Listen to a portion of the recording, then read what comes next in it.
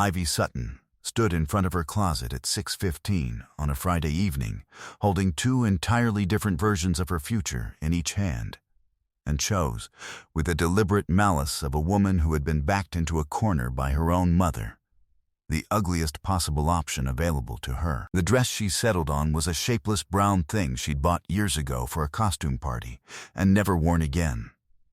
Paired with flat shoes that had gone out of fashion sometime during a previous decade, her hair scraped back into a bun so severe it gave her a mild headache just putting it up. And a pair of thick-framed glasses she didn't actually need, but kept for exactly this kind of occasion. She looked, by design, like a woman who had given up entirely on being looked at, and she was deeply, thoroughly satisfied with the effect. "You cannot possibly be serious," her mother said, arriving at Ivy's apartment 40 minutes later to inspect the damage, taking in the outfit with the particular horror of a woman who had spent 3 weeks arranging this dinner and had not budgeted for outright sabotage. "Ivy, this man's family practically built half the buildings in this city. You look like you're going to clean one of them." "I look exactly the way I intend to look," Ivy said, checking her reflection in the hallway mirror with something close to pride. "You set this up without asking me. You told Aunt Rosalind's book club friend that her nephew was perfect for me before I'd even agreed to meet him. This is me agreeing to meet him, technically, while making it extremely clear that I have no intention of being paraded around like a rescue dog at an adoption fair. He's a good match, Ivy. His family. I don't care whose family he's from. I care that I'm 29 years old and you're still setting me up on blind dates like I'm incapable of finding my own life." Ivy grabbed her coat, a similarly unflattering gray wool thing 3 sizes too large, and headed for the door before her mother could mount a more organized protest. "This is exactly why you're still single," her mother called after her, and Ivy paused with her hand on the doorknob. Because it was the kind of comment her mother had made a dozen times before, and it never stopped landing exactly as intended. "I'm single because the last 3 men you introduced me to spent the entire dinner talking about their boat, their golf handicap, and their mother's opinion of my career choices. In that order," Ivy said, without turning around. "I'm not against dating, Mom. I'm against being handed off like a party favor to whichever eligible nephew crosses your path this month. Marcus isn't like the others. Rosalind says he's serious, thoughtful, nothing like the boat people. Rosalind says a lot of things at book club after her second glass of wine." Ivy opened the door at last, throwing one final glance back at her mother's stricken expression. "I'll go to dinner. I'll be perfectly polite. And by dessert, he'll have found some excuse to leave early, and you'll finally believe me when I say I'm not interested in being managed." Her mother's protests followed her down the stairwell and out onto the street, where the cold March air did nothing to improve the general severity of Ivy's appearance, and she caught a cab to the restaurant with the specific satisfaction of a woman executing a plan she'd rehearsed in her head all week. The restaurant, when she arrived, was considerably grander than the casual bistro her mother had described. All soft lighting and hushed conversation and servers who moved like they'd trained for years to be invisible. And Ivy felt the first flicker of unease as the host led her toward a private table near the back, without so much as glancing twice at her outfit. The way people trained in genuine hospitality never let their faces show what they actually thought. She'd expected, at minimum, a raised eyebrow at the coat, or a moment's hesitation before seating her, some small confirmation that her sabotage had registered with someone, but the host simply smiled, asked if she'd like still or sparkling water, and pulled out her chair as though she'd arrived in the finest thing in her closet, rather than the very worst. The man waiting at the table stood as she approached, and Ivy's carefully rehearsed indifference nearly faltered at the sight of him. Tall, dark-haired, dressed in a suit that fit with the kind of precision that suggested it had never once come off a rack, with an expression that shifted, briefly, into something like surprise, before settling into a polite, unreadable calm. "Ivy, I presume," he said, extending a hand. "Marcus Wren." "That's me," Ivy said, shaking his hand with deliberate briskness, sitting down before he could pull out her chair, determined not to let a single moment of the evening slip into anything resembling charm. "I should tell you up front, this wasn't my idea. My mother arranged it, and I'm here because saying no to her directly has never once worked. So I'm trying a different approach."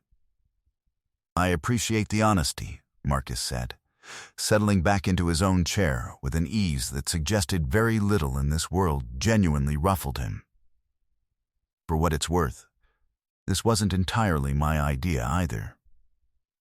My Aunt Rosalind has strong opinions about my personal life, and even stronger opinions about book club friends' daughters. I believe her exact words were, 'You'll thank me later.'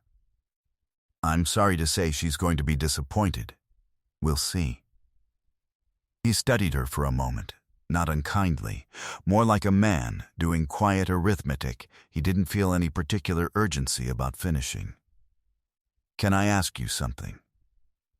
That coat looked like it belonged to someone considerably larger than you, and those glasses don't quite sit right on your face, like you're not used to wearing them. I don't say that as an insult. I say it because I get the distinct impression I'm looking at a woman who got dressed specifically to make tonight difficult." Ivy felt a flush of something between embarrassment and defiance climb up her neck. "Is it working?" "Not remotely," Marcus said, and there was something in the corner of his mouth that suggested he found the whole situation considerably more entertaining than offended.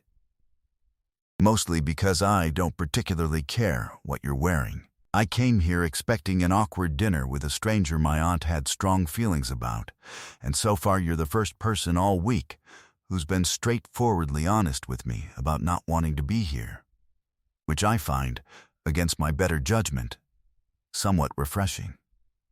That's a very generous way to respond to someone showing up looking like this on purpose. I've had considerably worse evenings with women who tried very hard to impress me for reasons that had nothing to do with actually liking me." He picked up the menu, glancing over it without much interest. "You can order whatever you'd like, by the way. Dinner's covered regardless of how this goes." "That's generous of you," Ivy said, unable to keep a slight edge of suspicion out of her voice, "for someone I was told works in commercial property. Whatever that means. It means what it sounds like. I manage properties." He said it simply, without elaboration, in the tone of a man deliberately keeping a conversation smaller than it could be, and Ivy, who had spent the cab ride rehearsing exactly how quickly she planned to make this dinner intolerable, found herself, against every intention she'd walked in with, genuinely curious about him instead. They ordered, and the conversation that followed took a shape Ivy hadn't planned for at all. She'd expected small talk about mutual acquaintances and family expectations, the kind of stilted exchange that would give her ample opportunity to be as unpleasant as her outfit suggested, and instead found herself, 20 minutes in, arguing with him about a restaurant critic's takedown of a bakery 2 blocks from her apartment. A piece she'd read and disagreed with passionately enough that she forgot, briefly, that she was supposed to be sabotaging the evening. "The man clearly doesn't understand what a proper levain is supposed to taste like," Ivy said, gesturing with her fork for emphasis, entirely forgetting the plan she'd rehearsed in the cab. He called the crumb dense and unforgiving like that's a flaw. That's the entire point of a good country loaf. If he wanted airy and forgettable, he should have ordered a croissant and reviewed that instead. "I have never once thought this hard about bread in my life," Marcus said, watching her with an expression caught somewhere between amusement and genuine fascination, "and yet I find myself completely convinced you're right. I usually am, about bread specifically." Ivy caught herself mid-sentence, aware she'd been talking for a solid 2 minutes about fermentation times to a man she'd arrived intending to bore into leaving early, and felt a small, treacherous laugh escape before she could stop it. "This is not going according to plan. You clearly have opinions," Marcus said, watching her with open amusement as she finished dismantling the critic's argument about sourdough fermentation times. "I wasn't expecting opinions tonight. I was expecting someone counting the minutes until dessert arrived so she could invent an excuse to leave." "I was planning exactly that," Ivy admitted, somewhat sheepishly. "I don't know what happened. I'd like to think it's my devastating charm, but I suspect it's actually the bread. You went very quiet with rage the moment I brought it up." "The bread deserved better than that review," Ivy said, with more feeling than the subject strictly warranted, and Marcus laughed. An actual laugh, unguarded in a way that surprised her. By the time dessert arrived, unordered, sent over by a server who addressed Marcus by name, with the particular deference reserved for regulars whose tabs were never actually checked, Ivy had entirely forgotten the plan she'd arrived with, distracted instead by the unsettling discovery that she was enjoying herself considerably more than she'd budgeted for. "Can I ask you something?" she said, watching him wave off the server's offer of the dessert menu with a familiarity that struck her as odd for a man who claimed to simply manage properties. "Do you come here a lot?" "Often enough that they know not to bring me the wine list," Marcus said, which answered nothing and everything at once, and Ivy filed the evasion away without quite knowing what to do with it.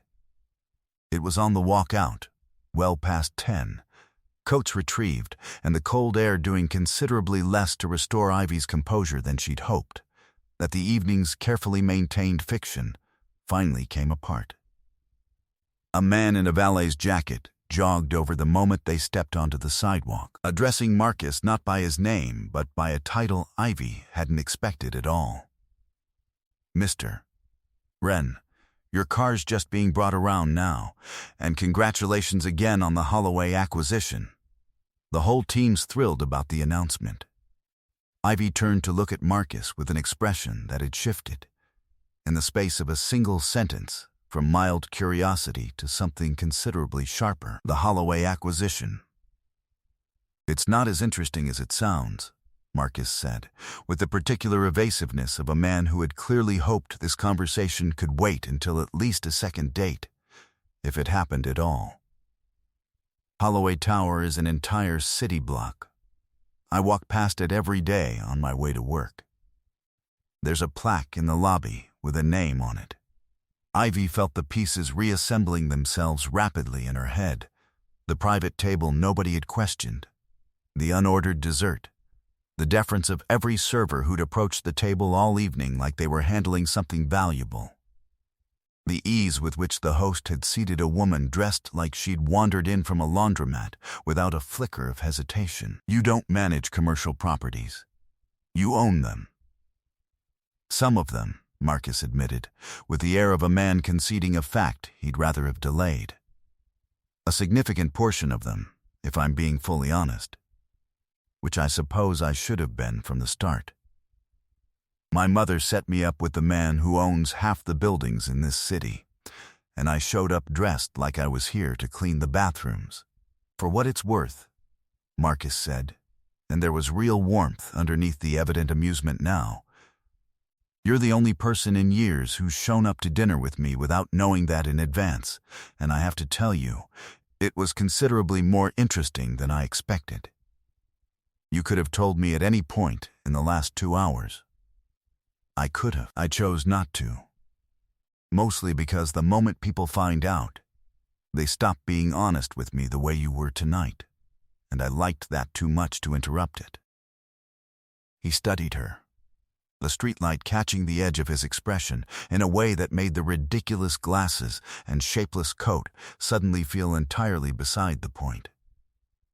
"You dressed like this to sabotage a dinner you didn't want. I'd like to know what you'd wear to one you actually did." "That depends," Ivy said, feeling the last of her carefully constructed defiance dissolve into something considerably more complicated. "On whether you're asking because you're genuinely interested, or because you're curious what happens when I stop trying to ruin things on purpose? Both, if I'm honest. Mostly the second, if I'm being fully honest, because I suspect you're considerably more interesting when you're not actively working against the evening. Ivy's cab arrived before she'd fully decided how to answer that, and she found herself standing on the curb a moment longer than necessary, watching him wait with her instead of getting straight into the car that had pulled up for him. "My mother is going to be unbearable about this," she said finally. "If I agree to see you again, she'll never let either of us hear the end of it. I've survived my Aunt Rosalind's victory lap before. I imagine I can survive your mother's too." He opened her cab door before the driver could, an old-fashioned gesture that struck her as entirely genuine rather than performed. "Saturday. Wear whatever you actually like, and I'll try to be slightly less mysterious about my last name. I make no promises about the outfit," Ivy said, sliding into the cab. "I have a whole closet of terrible clothes I still haven't used." "I look forward to seeing what you choose," Marcus said.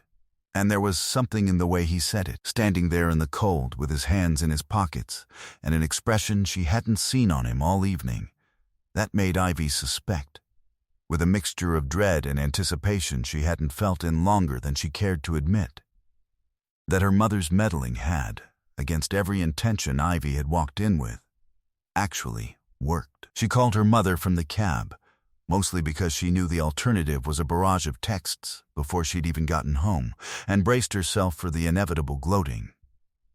"Well," her mother said, before Ivy had even finished saying hello, "how bad was it? Did he leave early?" "He didn't leave early," Ivy said, watching the city lights blur past the window. "And Mom, I need you to promise me something. When Aunt Rosalind brings this up at book club, which she absolutely will, you're not allowed to say I told you so more than once."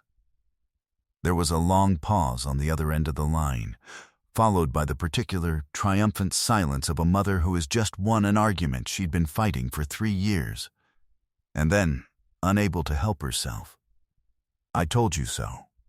Once, Mom, you already used it. I'm allowing myself a grace period," her mother said, and Ivy, laughing despite herself, found she didn't have the energy left to argue. She let the conversation run its course, her mother extracting every last detail she could about the restaurant, the suit, the ridiculous glasses, until the cab pulled up outside her own apartment, and Ivy finally said goodnight, standing on the curb for a moment afterward in the cold, thinking about a man who'd looked at her worst outfit and simply waited to see what she'd say next.